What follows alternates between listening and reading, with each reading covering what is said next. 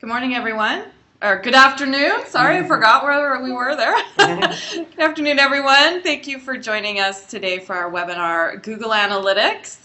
My name is Jill, and doing the presentation today is Alf, and he is our Director of Marketing Communications here at Vertical Response, and he's going to take you through some great points and pointers and tips on using Google Analytics with your small business. Just a couple things before we get started. First of all, this webinar is probably about 40 minutes long. At the end, there'll be plenty of time for Q&A, and I expect that you guys will probably have a lot of questions, so we will try to answer as many of those questions as we can at the end of the webinar. So if you think of those questions, type them into the box that you see in your GoToWebinar window, and we'll be happy to answer those. One of the questions we get at every webinar, and if you've been to any of them, you've already heard me say this 100 times, but is this being recorded? And the answer is yes, we are recording this. So you're going to be able to see this at a later date. We put all our recorded webinars on our website. The easiest way to get there is to go to verticalresponse.com and then click on resources, and you'll be able to find the recorded webinars there. So with that, I'm going to go ahead and hand this over to Alf, and he's going to take you through everything you need to know. All right, thanks, Jill. Thanks for the great introduction. I've tailored the webinar today to have a little bit for everybody. So we're going to start with, where to begin. So I know we have a wide range of listeners here. We have a lot of people who are completely new to Google Analytics and some who are well-versed. We'll get into tailoring Google Analytics to your business. So, out of the box, Google Analytics works great, but we want to tailor it to our business. Setting up some conversion goals. I'll walk you through that. Then tracking and marketing tracking your marketing campaigns, so you can see what you're driving and how that's affecting your conversions. Then I'll walk you through a bunch of data analysis, so we can see all the great stuff we learn. We can see it in action, and then we'll have, of course, some Q&A. So number one, this may be obvious to most, but go to Google Analytics, google.com/analytics, and sign up for an account. You ask a few simple questions about your site, and I'll give you some JavaScript code to place across your site. You can give this to your web person if you have one, or if that's yourself, that's great too. You want to add it to the template of your site, so it's on every page. It's important that your Google Analytics code is on every page. If it's not, you'll see some wonky things happening in your data. So you'll know pretty quick. You will know pretty quick. If you are using one of the popular content management systems like WordPress or Drupal, there are a bunch of plugins that will help you facilitate adding the Google code to your site. So look for those. And then, of course, sit back, have a cocktail or a coffee, whatever your thing is, and watch the data roll in. Google is slowly moving towards having some real-time reports. So you can see some things happening immediately on your site, but within 24 hours you'll have a good data set and see some good reports in there. It takes about a 24-hour lag time for Google to get all of your data from the day in. In about a week you should have a good view into what your visitors are and how they're using your site. Out of the box, I just want to mention, Google is great on its own out of the box. We will go into tailoring it to your business, but you'll get information on visits right out of the box. You'll get direct visits, and those are people who type in your domain name, so they're coming right to your site from the web browser, or from things like email links, where Google doesn't actually know where it's coming from. It's usually coming from like a Outlook inbox or whatnot. If you're using Vertical Response, we do have a way to tag links automatically, so those email links will be tracked in your account, but out of the box, you'll see direct visits. Referral visits, so these are visits from other sites on the web. So if you have people blogging about your service or product and they're linking back to your website, you'll see those in your referral visits. Organic search visits. So this is pretty obvious. Google is a big search engine, so they do report on visits coming from search, as well as paid search visits. So if you're doing any cost per click campaigns or you're using Google AdWords, they report on that activity as well. It does require you to link your Google Analytics and AdWords account together, but it's a checkbox in the Google AdWords interface. Some other insight into those visitors, you'll get exactly what they're doing on your site, including what type of visitor they are. So you'll get a breakdown of if they're a new visitor or a returning visitor. So you can gauge, if you have a big user base, whether they're coming back over and over again. Some content reports, so you'll see which pages they're visiting, how often they're visiting those pages, how long they're on those pages for, what keywords they're using in search to get to those pages. So there's a lot of great data there. Demographics, this I always find a lot of fun looking at the big maps that Google gives you and see where people are coming from, down to the city.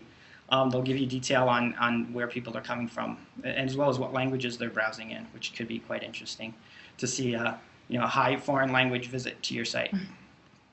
And then technical data. There's a lot of good information in here as well.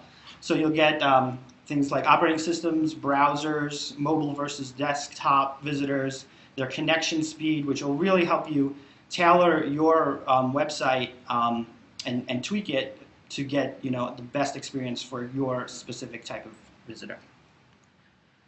So tailoring your next step would be to tailor that. That's a lot of great data. Write out, give yourself a couple of weeks just living in that data world, and you're going to learn a whole lot about your visitors. But you really want to take it to the next level, and that would be to tailor that data, to tailor your GA account to your business. Just checking something there. Okay. So there are a few questions you want to ask when you're going through this process, and that is, what are your business objectives, and then what are you or your site trying to do? And I've said a few of the more common ones that we know that we face, and some of you might be, your business objectives might, cross over here. There are, one would be branding. So if your business objective is for branding, you might be trying to drive awareness or an engagement of your brand. If you're a content business, like a blogger or whatnot, you might be showing advertising or affiliate marketing could fall into this as well. E-commerce, obviously, is to sell products. Some lead generation is to collect, contact information for your salespeople. And like I said, you might be crossing over here. You might be selling something and trying to generate leads, or blogging and trying to sell a product. So with those site goals in mind, we can think of the next step in the process would be your conversion goals. So if your site is trying to drive awareness, some conversion goals that I can think of is maybe time on site. You want to see if people are engaging with your content, or if they're signing up for a newsletter. That might be an interesting conversion goal to track. If you're about advertising, time on site is great as well. So you can charge more for those eyeballs. How many page views people are hitting on your site. So if you have an average of or high page view count, again, you can charge more for that advertising space. And of course, ad clicks. If you're selling products, obviously purchases. Purchases is a great conversion goal. Google Analytics has a whole suite of e-commerce conversion tools, which I'm actually not going to go into today because it's pretty advanced stuff, but you can look into that if you're an e-commerce type of And site. if you're really, really interested in it, let us know, and maybe we can get Alf back That's for right. a more in-depth Google Analytics webinar. And of course, if you're collecting leads, a lead form completion would be a great conversion goal. So on to actually how are we going to set up these conversion goals. So it's pretty simple. What you do is you log into your GA account, and up in the upper right, you'll see an admin panel button. You want to click that and come into your admin panel. Here you'll select the profile of your account or of your site. You can have multiple sites under one Google Analytics profile. I'm using a dummy one that I set up for myself here. That site is nothing if you go to it. And under that, you'll see some goal areas where you can set up. So now, Google allows you to set up to 20 goals to track, and they group them into 4 sets. So just for organizational purposes, they group them because it would be kind of a bear of a report to have 20 separate goals on one page. Do they provide the goals, or are you able to fill that in yourself? So you're able to fill them in yourself, and I'll walk you through how we're going to do that next. So you select one of your goals to create a goal, and you'll get this page here. So what you want to do is give your goal a name, obviously, and then there are 4 goal types. The most popular type is the URL destination, and this is what most people use out of the gate just to start tracking. Is if you can think of at the end of a conversion process, maybe you're having a newsletter sign up, you have a thank you page that someone would visit. So we would set that page, the URL of that page, as your conversion goal. This way, anytime someone reaches that page, Google says, hey, someone converted. And they'll tick the goal set in that report. The other three below here, let me see if I can point to it on the screen. There we go. Visit duration and page/visit are time-based goals, so or visit-based goals. So they're more of an engagement goal. Visit duration, you want to track someone who may be on your site for 30 seconds or a minute or 5 minutes. If you have a blog, that might be a great thing to track to see if your people are engaged with your content, if they're reading your content. Page visit is the same kind of thing, but number of pages they visit. So if someone visits 4 pages on your site, you can trigger a goal that way, just to measure engagement. The fourth one is the event goal type, and this requires a little bit more setup, and it's more of an advanced goal. But inside Google Analytics, you have a way to set events, and you'll often see if you're running an application, or sometimes sites that have a lot of video content will use events that trigger on whether someone's playing a video or pausing a video, or if they've reached an end of a video. They can have an event fire off to tell Google that something has happened, and you can then trigger a goal on those types of events. So that's a little bit more of an advanced setup, because does require more JavaScripting on the page to make those events trigger. But should you be so inclined to track those micro sort of conversions, you can definitely do that here as well. But we'll go through the process with our URL destination. Down below, you want to select the goal URL. So if it's a thank you page, you want to select the thank you page. Or if it's the end of a purchase process, maybe the receipt page that people get to track that there has been a purchase. Now, the match type pull-down box will give you a way to match that URL. So sometimes, especially in the e-commerce world, your URLs aren't that clean. It doesn't always end at receiptthankyou.html or something like that. It will have a query string at the end. There'll be a question mark with a random string of code at the end that could be different for every customer of yours. So if you can select exact match, if you pull that down, you can select head match, which will just match the first half of the URL up to the query string, so your goal will still work in that situation. Case sensitive is pretty obvious, and then goal value. You can give each one of your goals a value. This is really useful in an e-commerce world where you know that a sale is worth X amount of dollars for you. You can put that dollar amount in there, and then on your reports you can do revenue-based reporting. So now that you have some goals set up, that'll start tracking right away. So as soon as you hit submit on those, you'll start seeing some people, if they're hitting those goals, they'll start showing up in your reports within Google Analytics. But we really want to take, your marketing campaigns and track what you know that you're doing to get people to the site, and track them as well. So that brings us to the next concept, which is link tagging or campaign tracking. So below you'll see an example of a Google Analytics tagged URL. Here, you might have seen these around the web. They're usually a query string at the end of a longer URL. They consist of some matched pairs of data. UTM source equals, in this case, banner net, UTM medium equals banner, UTM equals campaign.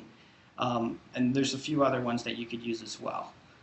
By tagging your links with these codes, you're able to tell Google where that person or that visitor is coming from, and a little bit more about who they are. And if you look at this next chart, I kind of try to lay it out in a little more simplistic way. So there are 5 parameters that Google can track for you. Campaign or UTM campaign is the name of your campaign. So you want to give your campaign a name. So in our case above, it was end of summer sale.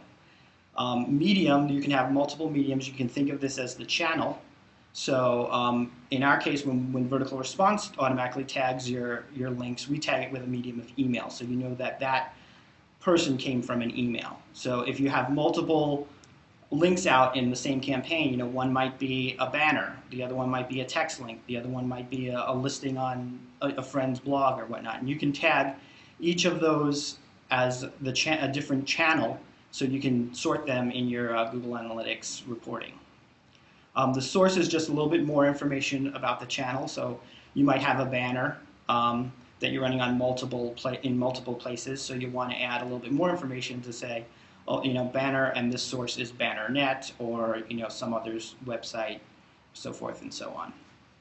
The keyword term is used primarily for AdWords. Google will fill that in automatically if you're using an AdWords account to the keyword that was used to get to your site. And then content is another one that is optional if you have yet more information that you need to pass through. The first three are required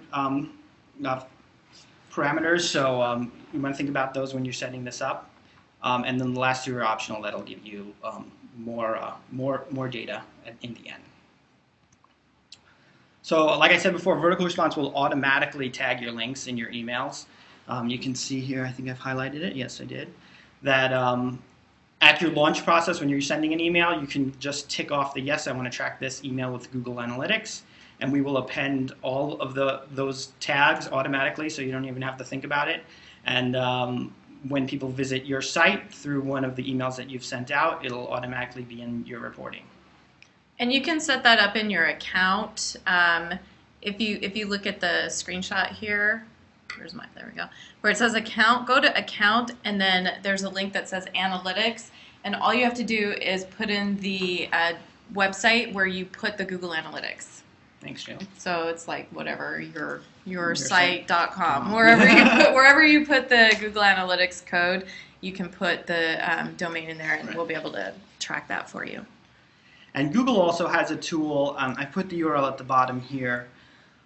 But if you search for URL Builder on Google's website, you'll also get it, which helps you. It facilitates the building of these URLs for you, so you don't have to think of like, oh, I got a lowercase underscore UTM.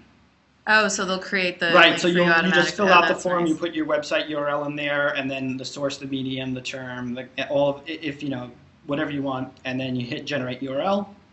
And it spits out the URL. They magically make it for you.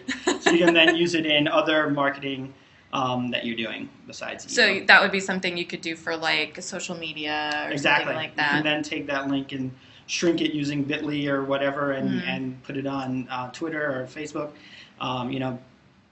Put it on a blog. Use it in press releases. However, just so you can see all that traffic coming back to your site, you can tie it into a campaign. So now I want to walk you through a little bit of how we've got all this great data that we're collecting. We've set up some goals. We've tagged some links with some campaign data, and we're going to walk through a little bit of an analysis here. So I want to head over to your campaign reporting. I'm not sure why Google hides this so deeply, but it's under traffic sources in your sidebar, and then you open up sources, and then at the bottom of that you'll see campaigns. So here is a snapshot of some campaigns that we are running, vertical response. You can see right off that things are sorted by how many visits each campaign has generated. They also give you the pages per visit, average duration on site, and so forth and so on. One thing I want to point out is you can switch to your medium or source/medium, which I'll do. Source/medium to show you okay, so Google CPC drives a lot of traffic for us, where SU in our world, that's stumble upon, drives significantly less. Glad you said that because I had no idea what that was. Right. So that's just another view, and you can click down.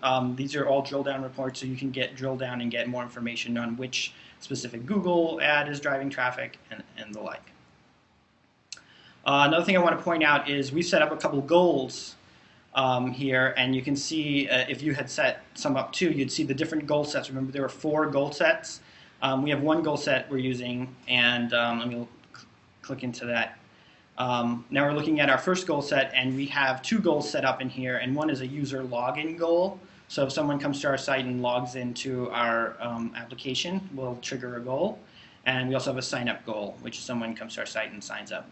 We have a goal going off as well. And this report by default will show you the conversion rate. So Google CPC, obviously a lot of people are clicking our paid links to log into our site, which could be a problem, or we could, might be something we want to address. So let me take you back to something I want to show you here. So back at the campaign, something I always like to look at is bounce rate. So bounce rate can be a telltale if there's something wrong with one of your campaigns. So what a bounce is someone comes to your page and leaves. They don't do any other interaction. So they saw one page, they didn't click off to more about you or anything. They just leave. So that can show you that that there might be a problem with your campaign, and if you have a high bounce rate. So one good example in here is actually the third row down. You'll see Stumble Upon has a very high bounce rate. Now, one thing to note about Stumble Upon is actually that's their business model. You're actually stumbling, you're visiting the site, and you click and you stumble onto something else. So it's normal to see a high bounce rate for Stumble Upon traffic. But if you're seeing something that's high or unusual, you can try and tweak your campaigns to get a better conversion rate out of it. You can also dig in here to see if maybe there's only one medium or one source that's contributing to the high bounce rate. Maybe you had a really great banner campaign but the email failed you and that had a really high bounce rate. So you can kind of tweak in your campaigns using that data as well. So I don't look at Google Analytics a lot. I do a little bit, and the bounce rate has always confused me, so I have questions. Hopefully other people do too. But so basically the bounce rate is tracking if somebody, like the length they're staying on the page, and if they do an action of some kind. So if they watch a video, if you're tracking that, if they download something, that won't bounce them. If they click on a link to go to another part of your site, that will still continue to track them and they won't be bounced. But if all they do is come to your page and read and then leave, that's considered a bounce? Yeah, so okay. Even if they watched a video, if we didn't have event tracking set up, it would look like a bounce to us as well, because they've only visited one page and Google doesn't know what they're doing on that page. So there's no way of them tracking it. Right, Okay. without us setting up additional event tracking. So for things like Stumble Upon, a lot of times the things that I know we're putting out there are actually things that people would read. Right. They wouldn't necessarily have to click on something or do something. So that could also explain why that might be higher. So then you guys also want to keep in mind the information that you have on the pages that you're tracking. If there's no action for Google to track, then you might see a big bounce rate as well, which may not be a bad thing if people are doing what you want them to do. If they're reading an article, great. Sure. Yeah. Also, earlier one of our goals was a time on site goal. So if you had a goal set up, you could kind of get more information to whether or not this campaign is staying for 30 seconds, a minute, 5 minutes, depending on how you set that goal up. Right. If they're hanging around on your site for a long time. But it's kind of funny because the way if they don't visit a second page of your site, they can't calculate how long they were on the page for. Yeah, so it is a kind of a hairy bounce rate. Has always been kind of a hairy thing, and it's just so you have to take it with a grain of salt. So one thing I wanted to show here is that you might think, and I've done this, is like, okay, I want to sort by bounce rate and see what my worst performing guys are. So I've clicked on the bounce rate, and you see all of these 100% bounces. Well, doesn't really tell me much, because these are one visit. I'm not too concerned that one person came and left. So luckily Google has thought of how to fix this, and they gave us a sort type filter. Mm-hmm. So from here, you're able to sort by weighted, which will they'll run an algorithm over all of your data and give you a weighted sort on, okay, these are the campaigns that have a high bounce rate and are actually legitimately statistically relevant, not just ones or twosies.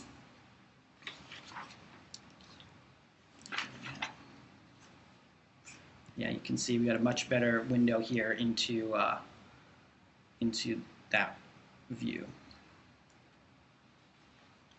Yeah, so this one, the second row, it says the bounce rate is 79%, but the average visit duration was over a minute. So Right. they had to have been, Engaged. yeah, Yeah. Yeah. So, there wasn't an action that they took or Right. could take, maybe. exactly. Yeah, Interesting. so that's kind of an overview of how to look at your campaign reporting. So I just wanted to recap on what we've gone over. Is obviously where to begin is get your Google Analytics account up and running. And it's free, right? And it sure is. Yeah.